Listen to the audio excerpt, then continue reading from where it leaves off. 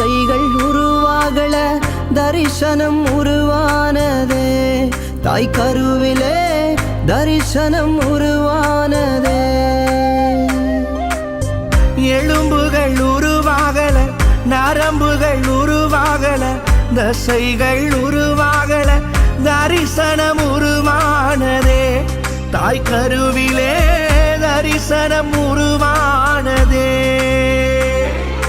எப்படி பாவுமக்கு நன்றி சொல்ல வார்த்தையே இல்ல